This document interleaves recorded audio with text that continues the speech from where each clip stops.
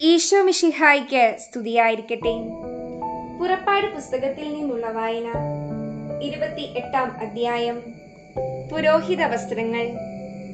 പുരോഹിതന്മാരായി എനിക്ക് ശുശ്രൂഷ ചെയ്യാൻ വേണ്ടി നിന്റെ സഹോദരനായ അഹറോനെയും അവന്റെ പുത്രന്മാരായ നാദാബ്, അബിഹു, എലയാസർ, ഇത്താമർ എന്നിവരെയും ഇസ്രായേൽക്കാരുടെ ഇടയിൽ നിന്ന് നിന്റെ അടുക്കലേക്ക് വിളിക്കുക. നിന്റെ സഹോദരനായ അഹറോന് മഹിമയും അഴകും നൽകുന്നതിന് അവന് വേണ്ടി വിശുദ്ധ വസ്ത്രങ്ങൾ നിർമ്മിക്കുക. അഹറോനെ എന്റെ പുരോഹിതനായി അവരോധിക്കാൻ വേണ്ടി അവന് സ്ഥാനവസ്ത്രങ്ങൾ നിർമ്മിക്കാൻ ഞാൻ നൈപുണ്യം നൽകിയിട്ടുള്ള എല്ലാ വിദഗ്ധന്മാരോടും നീ ആവശ്യപ്പെടുക. അവർ നിർമ്മിക്കേണ്ട വസ്ത്രങ്ങൾ ഇവയാണ്: ഉരസ്ത്രാണം, എഫോദ്, നിലയങ്കി, ചിത്രത്തയ്യിലുള്ള അങ്കി, തലപ്പാവ്, അരപ്പട്ട. എനിക്ക് പുരോഹിത ശുശ്രൂഷ ചെയ്യാൻ അഹറോനും പുത്രന്മാർക്കും വേണ്ടി അവർ വിശുദ്ധ വസ്ത്രങ്ങൾ നിർമ്മിക്കട്ടെ. സ്വർണ്ണനൂൽ, നീലം, ധൂമ്രം, കടും ചെമപ്പ് എന്നീ നിറങ്ങളുള്ള നൂലുകൾ, നേർമയായി പിരിച്ചെടുത്ത ചണം എന്നിവ അവർ ഉപയോഗിക്കണം. സ്വർണ്ണനൂൽ, നീലം, ധൂമ്രം, കടും ചെമപ്പ് എന്നീ നിറങ്ങളുള്ള നൂലുകൾ, നേർമയായി പിരിച്ചെടുത്ത ചണം എന്നിവ ഉപയോഗിച്ച് വിദഗ്ധമായി അവർ എഫോദ് നിർമ്മിക്കണം. അതിന്റെ രണ്ടറ്റങ്ങൾ തമ്മിൽ യോജിപ്പിക്കുന്നതിന് അതിൽ 2 തോൽവാറുകൾ പിടിപ്പിക്കണം.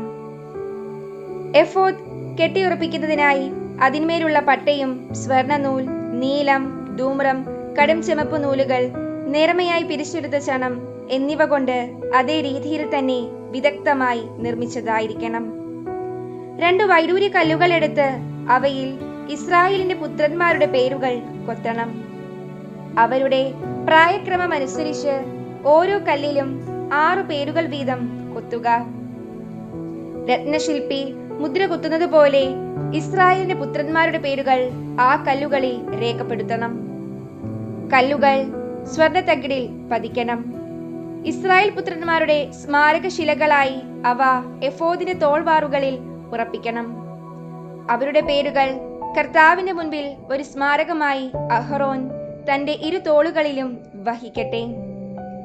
രത്നം പതിക്കാനുള്ള തകിടുകൾ സ്വർണം കൊണ്ട് ഉണ്ടാക്കുക.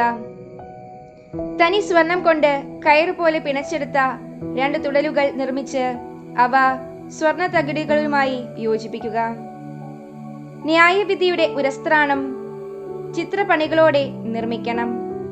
അത് എഫോദ് എന്ന പോലെ സ്വർണ്ണനൂൽ, നീലം, ധൂമ്രം, കടും ചെമപ്പ് എന്നീ നിറങ്ങളുള്ള നൂലുകൾ, നേർമയായി പിരിച്ചെടുത്ത ചണം എന്നിവ കൊണ്ടാണ് ഉണ്ടാക്കേണ്ടത്. അത് സമചതുരത്തിൽ 2 മടക്കുള്ളതായിരിക്കണം. അതിന് 1 ചാൺ നീളവും 1 ചാൺ വീതിയും വേണം. അതിനുമേൽ 4 നിര രത്നങ്ങൾ പതിക്കണം. ആദ്യത്തെ നിരയിൽ മാണിക്യം, പുഷ്യരാഗം, വൈഡൂര്യം. രണ്ടാമത്തെ നിരയിൽ മരതകം, ഇന്ദ്രനീലം, വജ്രം. മൂന്നാമത്തെ നിരയിൽ പവിഴം, ചന്ദ്രകാന്തം, സൗഗന്ധികം. 4-ാമത്തെ നിരയിൽ പത്മരാഗം, ഗോമേദകം, സൂര്യകാന്തം. രത്നങ്ങളെല്ലാം സ്വർണ്ണ തകിടിലാണ് പതിക്കേണ്ടത്. ഇസ്രായേലിന്റെ പുത്രന്മാരുടെ പേരുകൾ അനുസരിച്ച് 12 രത്നങ്ങൾ ഉണ്ടായിരിക്കണം. ഓരോ ഗോത്രത്തിന്റെയും പേര് ഓരോ രത്നത്തിലും മുദ്ര പോലെ കൊത്തിയിരിക്കണം. ഉരസ്ത്രാണത്തിന് വേണ്ടി തനി സ്വർണം കൊണ്ട് കയറുപോലെ പിണച്ചെടുത്ത തുടലുകൾ പണിയണം. സ്വർണം കൊണ്ട് 2 വളയങ്ങൾ നിർമ്മിച്ച് ഉരസ്ത്രാണത്തിന്റെ മുകളിലത്തെ 2 മൂലകളിൽ ഘടിപ്പിക്കണം.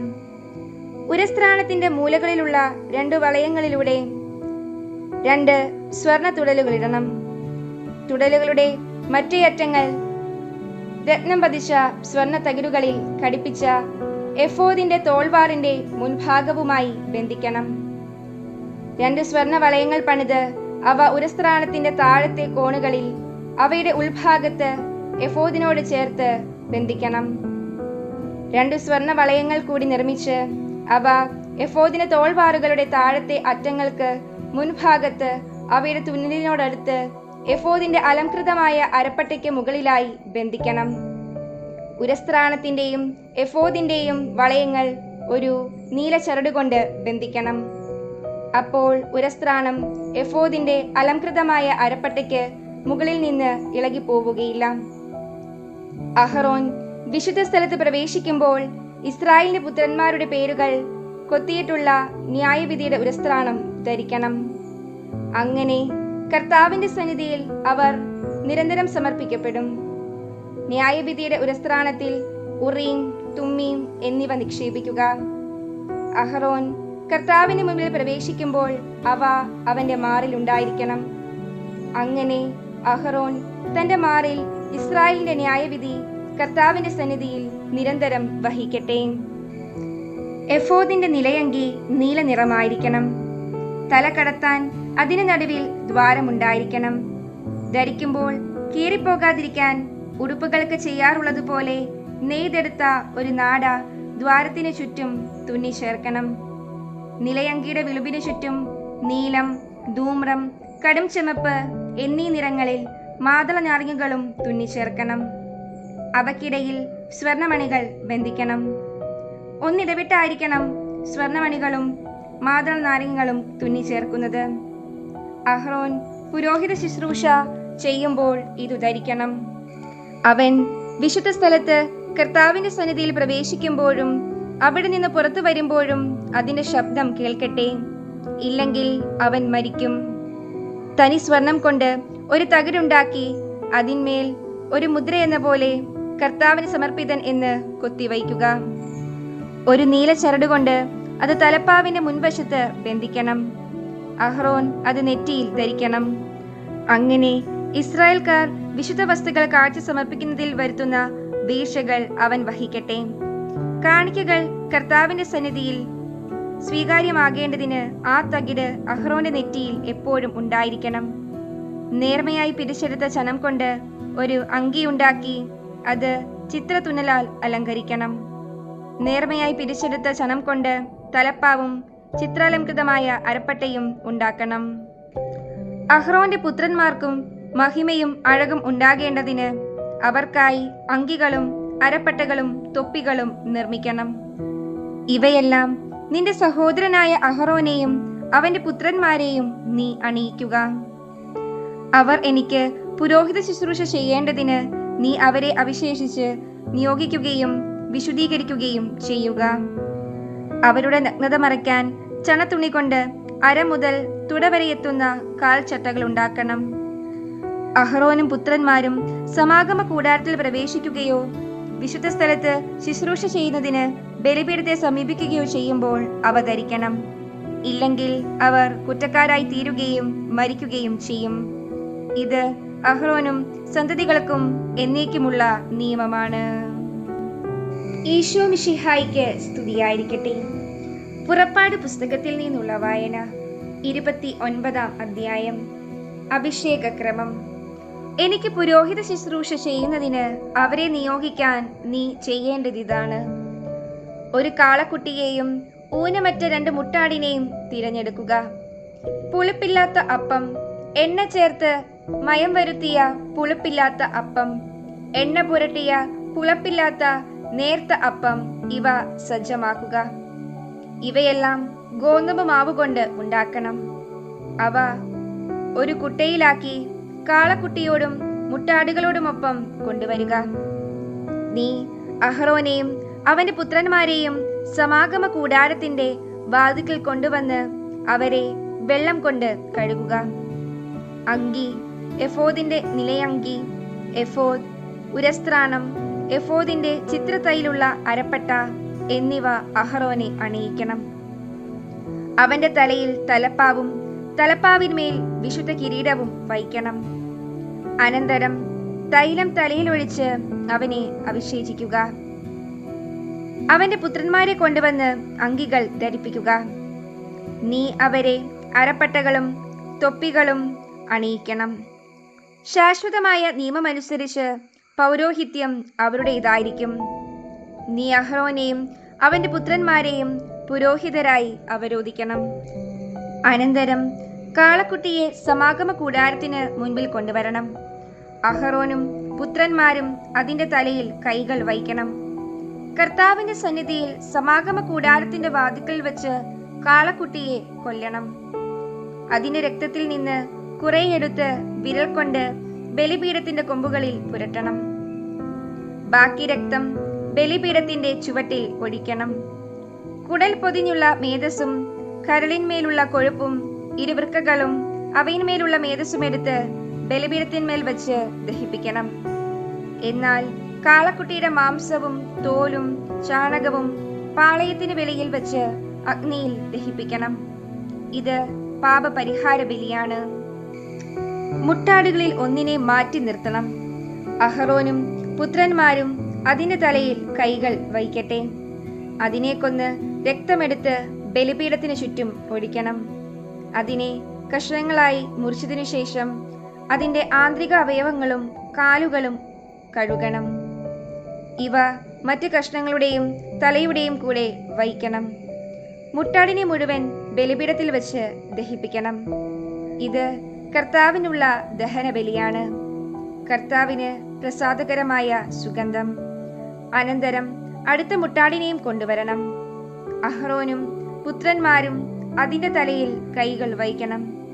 അതിനെ കൊന്ന് രക്തത്തിൽ കുറച്ചെടുത്ത് അഹ്റോന്റെയും പുത്രന്മാരുടെയും വലത്ത് ചെവിയുടെ അഗ്രത്തിലും വലത്ത് കൈയുടെ തള്ളവിരലിലും വലത്തുകാലിന്റെ പെരുവിരലിലും പുരട്ടുകയും ബാക്കി ബലിപീഠത്തിന് ചുറ്റും ഒഴിക്കുകയും വേണം. ബലിപീഠത്തിലുള്ള രക്തത്തിൽ നിന്നും അഭിഷേക തൈലത്തിൽ നിന്നും കുറച്ചെടുത്ത് അഹ്റോന്റെ മേലും അവന്റെ വസ്ത്രത്തിന്മേലും അവന്റെ പുത്രന്മാരുടെ മേലും അവരുടെ വസ്ത്രത്തിന്മേലും തളിക്കണം. അങ്ങനെ അവനും പുത്രന്മാരും അവരുടെ വസ്ത്രങ്ങളും ശുദ്ധീകരിക്കപ്പെടും. അതിനുശേഷം നീ മുട്ടാടിന്റെ മേധസ്സും കൊഴുത്ത വാലും കുടൽ പൊതിഞ്ഞിരിക്കുന്ന മേധസ്സും കരളിന്മേലുള്ള കൊഴുപ്പും ഇരുവൃക്കകളും അതിന്മേലുള്ള മേധസ്സും വലത്തെ കുറകും എടുക്കണം. കാരണം അത് അഭിഷേകത്തിനുള്ള മുട്ടാടാണ്. കർത്താവിന്റെ സന്നിധിയിൽ വച്ചിരിക്കുന്ന പുളിപ്പില്ലാത്ത അപ്പത്തിന്റെ കുട്ടയിൽ നിന്ന് ഒരപ്പവും എണ്ണ ചേർത്ത് മയം വരുത്തിയ ഒരപ്പവും നേർത്ത ഒരപ്പവും എടുക്കണം. ഇവയെല്ലാം അഹ്റോന്റെയും പുത്രന്മാരുടെയും കരങ്ങളിൽ വെച്ച് കർത്താവിന്റെ സന്നിധിയിൽ നീരാജനം ചെയ്യണം. അനന്തരം അത് അവരുടെ കൈകളിൽ നിന്ന് വാങ്ങി ദഹനബലിയോടൊന്നിച്ച് ബലിപീഠത്തിൽ വെച്ച് ദഹിപ്പിക്കണം.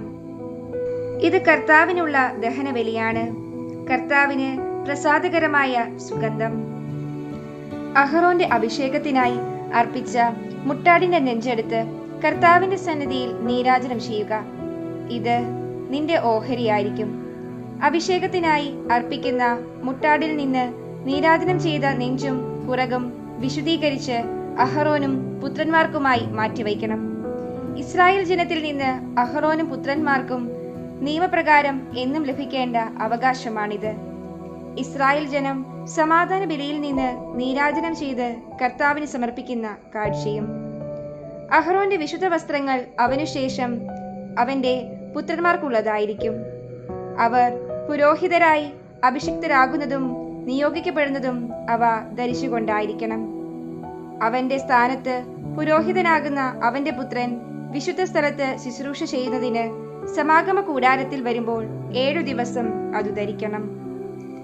അഭിഷേകത്തിന് അർപ്പിക്കുന്ന മുട്ടാടിന്റെ മാംസമെടുത്ത് വിശുദ്ധമായ ഒരു സ്ഥലത്ത് വെച്ച് വേവിക്കണം. മുട്ടാടിന്റെ മാംസവും കുട്ടയിലുള്ള അപ്പവും അഹ്റോനും പുത്രന്മാരും സമാഗമ കൂടാരത്തിന്റെ വാതിൽക്കൽ വെച്ച് ഭക്ഷിക്കണം. തങ്ങളുടെ അഭിഷേകത്തിന്റെയും വിശുദ്ധീകരണത്തിന്റെയും വേളയിൽ പാപപരിഹാരത്തിനായി അർപ്പിക്കപ്പെട്ട വസ്തുക്കൾ അവർ മാത്രം ഭക്ഷിക്കട്ടെ. അവ വിശുദ്ധമാകിയാൽ അന്യർ ഭക്ഷിക്കരുത്. അഭിഷേകത്തിന് വേണ്ടിയുള്ള മാംസമോ അപ്പമോ പ്രഭാതത്തിൽ അവശേഷിക്കുന്നെങ്കിൽ അഗ്നിയിൽ ദഹിപ്പിച്ചു കളയണം. അത് വിശുദ്ധമാകിയാൽ ഭക്ഷിക്കരുത്. ഞാൻ നിന്നോട് കൽപ്പിച്ചിട്ടുള്ളതുപോലെ അഹ്റോനോടും പുത്രന്മാരോടും അനുവർത്തിക്കുക. അവരുടെ അഭിഷേക കർമ്മം 7 ദിവസം നീണ്ടു നിൽക്കണം. പാപപരിഹാര ബലിയായി ഓരോ ദിവസവും ഓരോ കാളക്കുട്ടിയെ അർപ്പിക്കണം. ബലിപീഠത്തിൽ പരിഹാര ബലി അർപ്പിക്കുക വഴി അതിൽ നിന്ന് പാപം തുടച്ചു നീക്കപ്പെടും. അനന്തരം അതിനെ അഭിഷേചിച്ച് വിശുദ്ധീകരിക്കുക. 7 ദിവസം പരിഹാര ബലി നടത്തി ബലിപീഠത്തെ ശുദ്ധീകരിക്കുക. അപ്പോൾ ബലിപീഠം അതിവിശുദ്ധമാകും. ബലിപീഠത്തെ സ്പർശിക്കുന്നതെന്തും വിശുദ്ധമാകും. അനുദിന ബലികൾ. ബലിപീഠത്തിൽ അർപ്പിക്കേണ്ടത് ഇവയാണ്: 1 വയസ്സുള്ള 2 ആട്ടിൻകുട്ടികളെ വീതം എല്ലാ ദിവസവും അർപ്പിക്കണം. ഒന്നിനെ പ്രഭാതത്തിലും മറ്റേതിനെ സായാഹ്നത്തിലുമാണ് അർപ്പിക്കേണ്ടത്. ഒന്നാമത്തെ ആട്ടിൻകുട്ടിയോടൊപ്പം 4 ഹിൻ ശുദ്ധമായ ഒലിവെണ്ണയിൽ കുഴച്ച 10 ഏഫാ മാവും പാനീയബലിയായി 4 ഹിൻ വീഞ്ഞും സമർപ്പിക്കണം. പ്രഭാതത്തിൽ എന്ന പോലെ സായാഹ്നത്തിൽ രണ്ടാമത്തെ ആട്ടിൻകുട്ടിയെ ധാന്യബലിയോടും പാനീയബലിയോടുമൊത്ത് സുഗന്ധവാഹിയായ ദഹനബലിയായി കർത്താവിന് അർപ്പിക്കണം. ഞാൻ നിങ്ങളെ കാണുകയും നിങ്ങളോട് സംസാരിക്കുകയും ചെയ്യുന്ന സമാഗമ കൂടാരത്തിന്റെ വാതിൽക്കൽ കർത്താവിന്റെ സന്നിധിയിൽ തലമുറ തോറും നിങ്ങൾ അനുദിനം അർപ്പിക്കേണ്ട ദഹനബലിയാണിത്. അവിടെ വച്ച് ഞാൻ ഇസ്രായേൽ ജനത്തെ സന്ദർശിക്കും. എന്റെ മഹത്വത്താൽ അവിടം വിശുദ്ധീകരിക്കുകയും ചെയ്യും. സമാഗമ കൂടാരവും ബലിപീഠവും ഞാൻ വിശുദ്ധീകരിക്കും. എനിക്ക് പുരോഹിത ശുശ്രൂഷ ചെയ്യുന്നതിനായി അഹ്റോനെയും പുത്രന്മാരെയും ഞാൻ വിശുദ്ധീകരിക്കും. ഞാൻ ഇസ്രായേൽ ജനത്തിന്റെ മധ്യേ വസിക്കും. അവരുടെ ദൈവമായിരിക്കുകയും ചെയ്യും. അവരുടെ ഇടയിൽ വസിക്കാൻ വേണ്ടി അവരെ ഈജിപ്തിൽ നിന്ന് കൊണ്ടുവന്ന അവരുടെ ദൈവമായ കർത്താവ് ഞാനാണെന്ന് അവർ അറിയും. ഞാനാണ് അവരുടെ ദൈവമായ കർത്താവ്. ഈശോ മിശിഹായിക്ക് സ്തുതിയായിരിക്കട്ടെ. പുറപ്പാട് പുസ്തകത്തിൽ നിന്നുള്ള വായന. 30-ാം അധ്യായം. ധൂപപീഠം. ധൂപാർപ്പണത്തിനായി കരിവേല മരം കൊണ്ട് ഒരു ബലിപീഠം പണിയണം. അത് സമചതുരമായിരിക്കണം. നീളവും വീതിയും 1 മുഴം, ഉയരം 2 മുഴം. കൊമ്പുകൾ അതിനോട് ഒന്നായി ചേർന്നിരിക്കണം. മുകൾ ഭാഗവും വശങ്ങളും കൊമ്പുകളും തങ്കം കൊണ്ട് പൊതിയണം. മുകൾ വശത്ത് ചുറ്റിലും സ്വർണം കൊണ്ടുള്ള അരികുപാളി പിടിപ്പിക്കണം. അതിനു കീഴെ 2 മൂലകളിലും ഓരോ സ്വർണവളയം പിടിപ്പിക്കണം.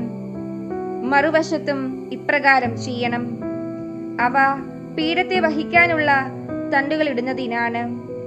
തണ്ടുകൾ കരിവേല മരം കൊണ്ടുണ്ടാക്കി സ്വർണം കൊണ്ട് പൊതിയണം. ഞാൻ നിന്നെ സന്ദർശിക്കുന്ന സ്ഥലമായ സാക്ഷി പേടകത്തിന് മുകളിലുള്ള കൃപാസനത്തിന്റെയും സാക്ഷി പേടകത്തെ മറയ്ക്കുന്ന തിരശീലയുടെയും മുൻപിൽ അത് സ്ഥാപിക്കണം. ഓരോ പ്രഭാതത്തിലും വിളക്കുകൾ ഒഴിക്കുമ്പോൾ അഹ്റോൻ പീഠത്തിന്മേൽ പരിമള ദ്രവ്യങ്ങൾ പുകയ്ക്കണം. സായാഹ്നത്തിൽ ദീപം കൊളുത്തുമ്പോഴും അവൻ അതിന്മേൽ പരിമള ദ്രവ്യങ്ങൾ പുകയ്ക്കട്ടെ. തലമുറ തോറും എന്നേക്കും കർത്താവിന് മുൻപിൽ ഈ ധൂപാർപ്പണം നടക്കണം. അവിശുദ്ധ ധൂപമോ ദഹനബലിയോ ധാന്യബലിയോ അതിന്മേൽ നീ അർപ്പിക്കരുത്. ദ്രാവക നൈവേദ്യവും ഒഴിക്കരുത്. പാപപരിഹാര ബലിയുടെ രക്തം കൊണ്ട് വർഷത്തിലൊരിക്കൽ അഹ്റോൻ അതിന്റെ കൊമ്പുകളിൽ പരിഹാരകർമ്മം അനുഷ്ഠിക്കണം. തലമുറ തോറും ഇപ്രകാരം ചെയ്യണം. ഇത് കർത്താവിന് അതിവിശുദ്ധമാണ്. കർത്താവ് മോശയോട് അരുളി ചെയ്തു, ഇസ്രായേലിൽ ജനസംഖ്യ കണക്കെടുക്കുമ്പോൾ തങ്ങളുടെ ഇടയിൽ മഹാമാരി ഉണ്ടാകാതിരിക്കാൻ ഓരോരുത്തരും തങ്ങളുടെ ജീവന് വേണ്ടി കർത്താവിന് മോചനദ്രവ്യം കൊടുക്കണം. ജനസംഖ്യ കണക്കിൽ ഉൾപ്പെടുന്ന ഓരോ വ്യക്തിയും വിശുദ്ധ മന്ദിരത്തിൽ നിലവിലുള്ള കണക്കനുസരിച്ച് 1/2 ഷെക്കൽ വീതം കർത്താവിന് കാണിക്കയായി കൊടുക്കണം. 1 ഷെക്കൽ 20 ഗേര. ജനസംഖ്യ കണക്കിൽ ഉൾപ്പെടുന്ന 20 വയസ്സും അതിനു മേലും പ്രായമുള്ള ഓരോ വ്യക്തിയും ഈ കാണിക്ക കർത്താവിന് നൽകണം. പാപപരിഹാരത്തിനായി കർത്താവിന് ഈ കാണിക്ക നൽകുമ്പോൾ 1/2 ഷെക്കൽ മാത്രമേ നൽകാവൂ. ധനികൻ കൂടുതലോ ദരിദ്രൻ കുറവോ കൊടുക്കാൻ പാടില്ല. ഇസ്രായേൽ ജനത്തിൽ നിന്ന് പാപപരിഹാര തുക സ്വീകരിച്ച് സമാഗമ കൂടാരത്തിലെ ശുശ്രൂഷയ്ക്ക് ഉപയോഗിക്കണം. അങ്ങനെ നിങ്ങൾക്ക് പാപപരിഹാരത്തിനുതകും വിധം അത് ഇസ്രായേൽ ജനത്തെ കർത്താവിന്റെ സ്മരണയിൽ കൊണ്ടുവരും. കർത്താവ് മോശയോട് അരുളി ചെയ്തു, ഓടുകൊണ്ട് ഒരു ക്ഷാളനപാത്രം നിർമ്മിക്കണം. അതിന്റെ പീഠവും ഓടുകൊണ്ടുള്ളതായിരിക്കണം.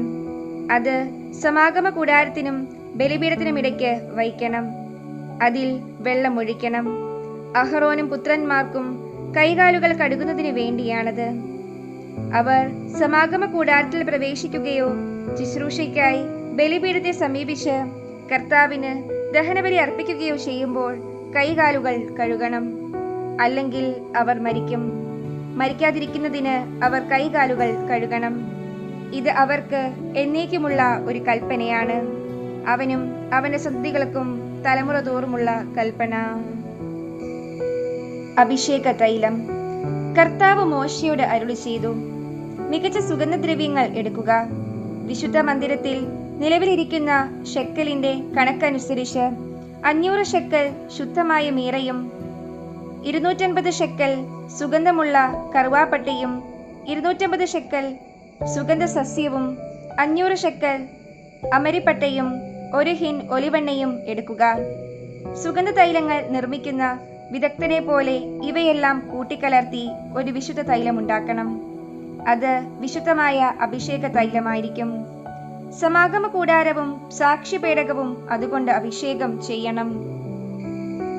മേശയും വിളക്കുകാലും അവയുടെ ഉപകരണങ്ങളും ധൂപപീഠവും ദഹനബലിപീഠവും ഉപകരണങ്ങളും ക്ഷാളനപാത്രവും അതിന്റെ പീഠവും നീ അഭിഷേചിക്കണം. ഏറ്റവും പരിശുദ്ധമാകേണ്ടതിന് അവയെ നീ വിശുദ്ധീകരിക്കണം. അവയെ സ്പർശിക്കുന്നതെല്ലാം വിശുദ്ധമാകും. പുരോഹിതരായി എനിക്ക് ശുശ്രൂഷ ചെയ്യാൻ വേണ്ടി അഹ്റോനെയും പുത്രന്മാരെയും അഭിഷേകം ചെയ്യുകയും വേർതിരിച്ചു നിർത്തുകയും ചെയ്യുക. നീ ഇസ്രായേൽക്കാരോട് പറയണം, ഇത് തലമുറ തോറും എനിക്കായുള്ള അഭിഷേക തൈലമായിരിക്കും. ഇത് സാധാരണക്കാരുടെ മേൽ ഒഴിക്കരുത്. കൂട്ടുവസ്തുക്കൾ ഈ കണക്കിൽ ചേർത്ത് മറ്റൊരു തൈലം ഉണ്ടാക്കുകയുമരുത്. ഇത് വിശുദ്ധമാണ്. നീ ഇതിനെ വിശുദ്ധമായി കരുതണം. ആരെങ്കിലും ഇതുപോലൊരു ചേരുവ ഉണ്ടാക്കുകയോ സാധാരണക്കാരന്റെ മേൽ ഒഴിക്കുകയോ ചെയ്താൽ അവൻ തന്റെ ജനത്തിൽ നിന്ന് വിച്ഛേദിക്കപ്പെടണം. കർത്താവ് മോശയോട് അരുളി ചെയ്തു, ദേവദാരു തൈലം, നറുംപശ, ഗുൽഗുലു, കുന്തുരുക്കം എന്നീ സുഗന്ധദ്രവ്യങ്ങൾ സമമായി എടുക്കുക. സുഗന്ധ തൈലം നിർമ്മിക്കുന്ന വിദഗ്ധനെ പോലെ ഇവയെല്ലാം കൂട്ടിക്കലർത്തി ഉപ്പും ചേർത്ത് ധൂപാർപ്പണത്തിനുള്ള വിശുദ്ധമായ സുഗന്ധദ്രവ്യമുണ്ടാക്കുക. അതിൽ നിന്ന് കുറെയെടുത്ത് നേർമയായി പൊടിച്ച് ഒരു ഭാഗം ഞാൻ നിങ്ങളെ സന്ദർശിക്കുന്ന സമാഗമ കൂടാരത്തിലെ സാക്ഷ്യ പേടകത്തിന് മുൻപിൽ വയ്ക്കുക. അതിനെ ഏറ്റവും പവിത്രമായി കരുതണം. നിങ്ങൾക്ക് വേണ്ടി ഈ ചേരുവ കണക്കനുസരിച്ച് സുഗന്ധദ്രവ്യം ഉണ്ടാക്കരുത്. കർത്താവിന് വിശുദ്ധമായ ഒന്നായി ഇതിനെ കരുതണം. പരിമളത്തിന് വേണ്ടി ആരെങ്കിലും അതുണ്ടാക്കിയാൽ അവൻ തന്റെ ജനത്തിൽ